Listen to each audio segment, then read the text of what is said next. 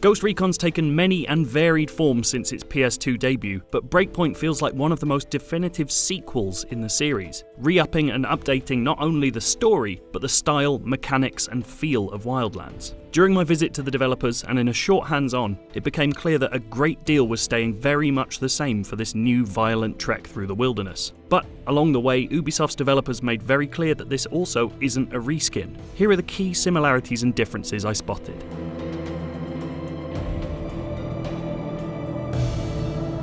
Nomad's back, and technically he's back to the future, with Breakpoint taking place at a crypto-dystopic 2023. An Elon Musk-like tech entrepreneur's private island has been overtaken by a rogue element, his factories now producing autonomous weapons of war, and Ghost Recon sent in to assist, with initially catastrophic results. And now stranded Nomad has a personal connection to all of this, with flashback sequences built into the story, fleshing out what's taken place between the two games, where Nomad's been, and who he met along the way.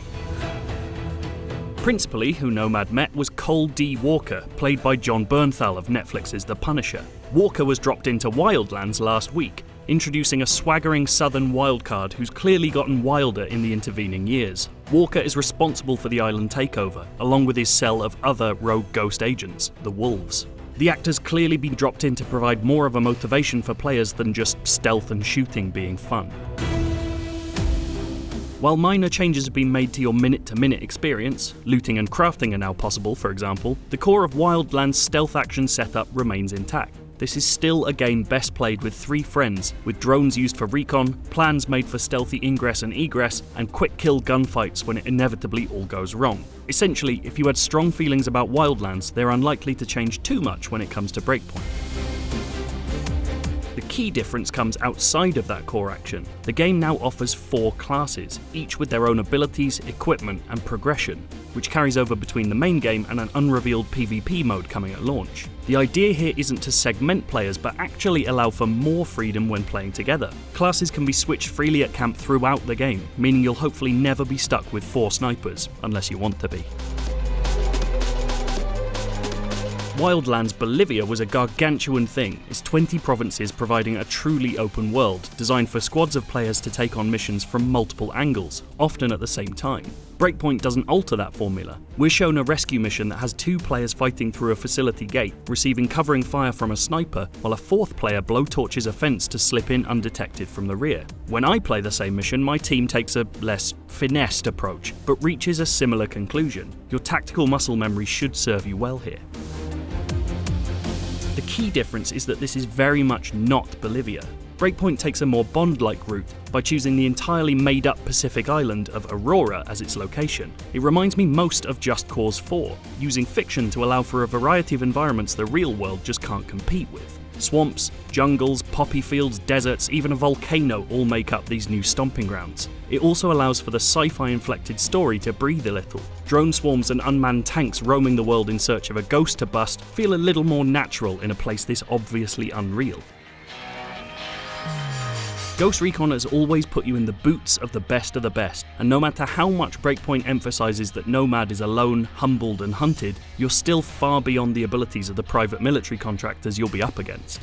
With the new prone camo feature, essentially lie down and you can use the environment to cloak yourself, usually by smearing mud all over yourself, you're potentially even more ghost-like than ever. Walker's Wolves are presented as rogue ghosts with as much experience as you and your squad, but in my albeit limited time up against them, they went down just as quickly and easily as anyone else. One thing we're told repeatedly though, is that Breakpoint will reflect the realities of surviving in the wilderness, forcing the ghosts to eat and drink to stay at that peak performance. That element's never actually shown to us, so I can't speak to how it'll balance survival mechanics with straightforward fun. What I do discover is that you can sustain injuries beyond a drained health bar. Let's say you, accidentally jump off of a high ledge for absolutely no reason. Doing that will potentially injure your leg, forcing you into a limp that could only go away with treatment.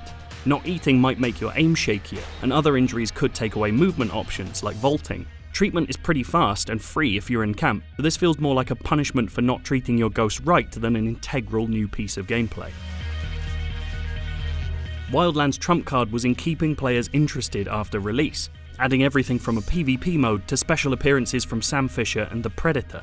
Ubisoft knows how much of a boost that offered, and the developers are already making clear that this is an ongoing project, months before release. While PvP will now be in from day one, we're shown that extra story content and limited time events will be added. I'd be very surprised not to see more very special guests come along too. But the major new additions is the promise of endgame raids. Wildlands' level cap put paid to many players' time with the core game, and Ubisoft clearly wants to make that a thing of the past. We're shown hints of multiple raid locations, all of which have to be taken on as a co-op team, apparently set on maps separate from the main Aurora Island. One, of course, is nestled inside a volcano. It's the biggest clue that Ubisoft's now fully jumped into the game-as-service realm with Ghost Recon, which will probably also be the biggest difference between Breakpoint and Wildlands. If you want to learn more about Ghost Recon, why not check out our Ghost Recon Wildlands review.